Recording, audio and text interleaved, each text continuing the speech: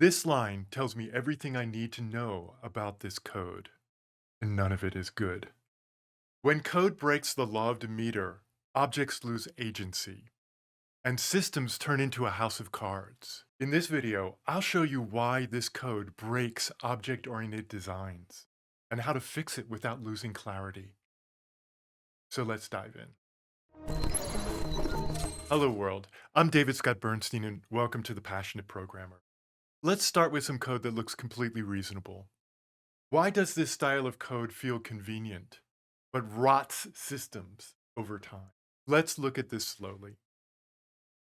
This function knows about the order, the customer, the account, and the credit card. It's not talking to an object, it's navigating a graph. This is a code smell. Let's freeze this and look at the shape of the friction. The caller obviously knows too much.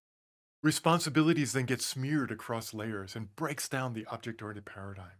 Change ripples through code unpredictably. Objects are treated as data structures. This is not object interaction. This is procedural tracing.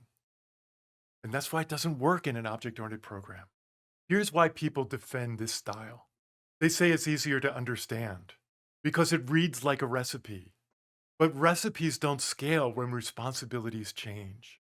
Now, let's name what's really being violated. The law of Demeter isn't about rules.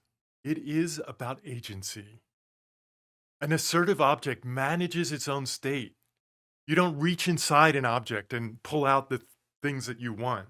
You ask it to do something for you. If I was going to buy an ice cream cone from a vendor, it wouldn't be appropriate for that vendor to reach into my pocket and see if I have enough money. That's my responsibility. And we want to make responsibilities associated with the objects that should handle that. Whenever you see a notation with multiple dots indexing into objects, you're basically breaking object-oriented programming. Let's look at some code. So here's the refactored version, and notice what disappeared. No customer, no account, no credit card.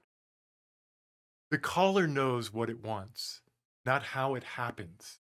That's important because it gives us the freedom to change how it happens in the future. Each object owns its own responsibility.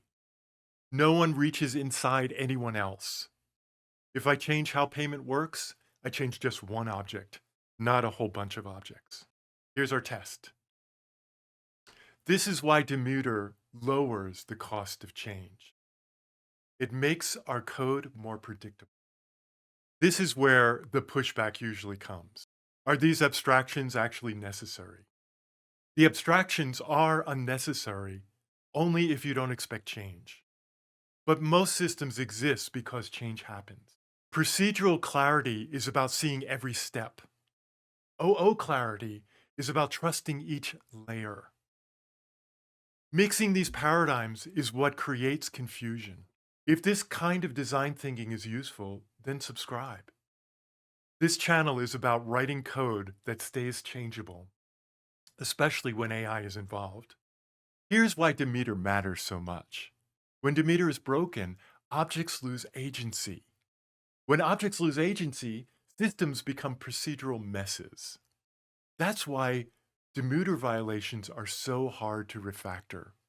One of my favorite books on clean code is The Mikado Method. The authors described a project they were working on that required refactoring every single method in this huge application. It took months. But one dependency was related to another dependency, related to another dependency. So they had to completely reorganize their system. And this is what I oftentimes see, that to be able to deal with refactoring code back when Demeter is violated is not a small task. It usually involves touching every single public method in a module, which is crazy for a lot of systems.